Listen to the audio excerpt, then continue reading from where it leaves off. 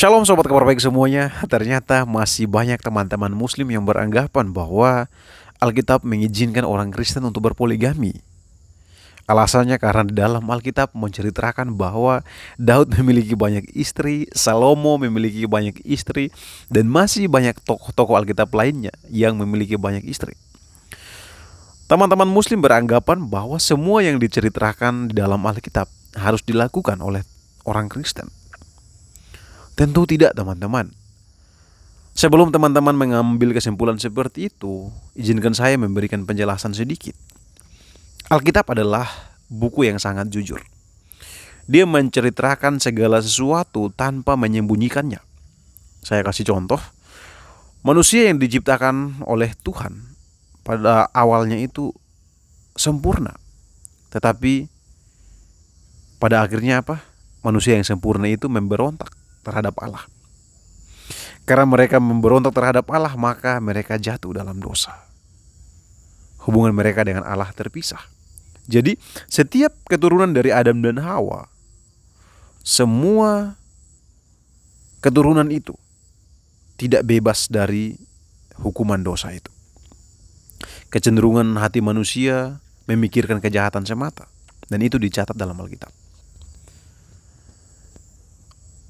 Orang-orang yang saleh dan pada akhirnya yang jatuh karena kesombongan dan sebagainya, semuanya itu ditulis dalam Alkitab. Saya pastikan jika pada saat itu ada yang pedofil, ada yang mengawini anak kecil, itu bakalan dituliskan juga dalam Alkitab. Saya pastikan itu. Karena memang Alkitab tidak menyembunyikan segala sesuatu. Hal yang terjadi itu jahat, hal yang terjadi itu baik, semuanya ditulis. Pada akhirnya kan kita yang membaca itu, kita belajar dari setiap kisah-kisah itu. Hal-hal apa yang membuat manusia itu sombong, hal-hal apa yang membuat manusia itu pada akhirnya jatuh, semuanya dicatat di sana. Tujuannya supaya kita belajar akan hal itu. Karena itu teman-teman, seperti murid Tuhan Yesus, Petrus menyangkali Tuhan Yesus. Yudas menjual Tuhan Yesus. Paulus sebelum percaya kepada Tuhan Yesus, dia adalah seorang yang sangat jahat, sangat kejam. Ditulis di dalam Alkitab. Apakah semua kisah-kisah itu perlu kami lakukan? Tentu tidak, teman-teman. Kisah-kisah itu, peristiwa-peristiwa di dalam Alkitab yang bagi teman-teman muslim itu kejam, itu membuat risih dan sebagainya, dicatat dalam Alkitab. Tujuannya supaya kami belajar dari semua itu, menjadi pembelajaran bagi kami sehingga kami tidak memilih jalan yang sama, pada akhirnya melakukan hal yang sama dan kami dibenci oleh Allah. Semuanya itu dicatat dalam Alkitab. Karena itu teman-teman, yang disebut perintah yang harus kami lakukan, contohnya adalah kasihilah Tuhan Allahmu dengan segenap hatimu, dengan segenap akal budimu, dengan segenap kekuatanmu. Itu perintah. Karena perintah, maka kami harus lakukan. Setelah itu, pergilah jadikan semua bangsa murid Yesus.